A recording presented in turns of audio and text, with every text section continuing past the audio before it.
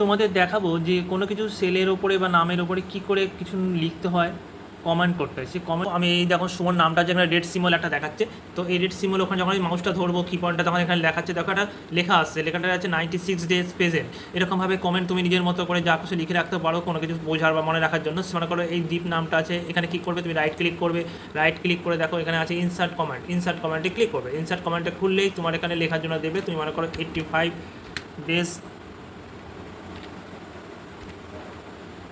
Present লিখলে, ঠিক আছে, এর বাইরে ক্লিক করো, দেখো এখানে একটা লাল সিম্বল চলে এসেছে। তখন যখন ধরো মাউস কিবোর্ডটা টিটা ধরলেই তখন দেখাবে দেখো 85 ডেজ প্রেজেন্ট, মানে তুই বুঝতে পারছো তার কদিন প্রেজেন্ট আছে। এরকমভাবে তুমি কমেন্ট করতে পারো, আবার কমেন্ট এডিটও করতে পারবে। এখানে গিয়ে ক্লিক করে সে কমেন্ট রাইট ক্লিক করবে, দেখো লেখা দেখাচ্ছে তার উপরে দেখো তো এডিট কমেন্ট, এডিট কমেন্টে গিয়ে মনে করো তুমি লিখলে তার অ্যাড্রেস লিখলে কলকাতা, কিছু একটা লিখে দিলে, মানে আমি কথা কথা লিখলাম কলকাতা লিখে দিলাম।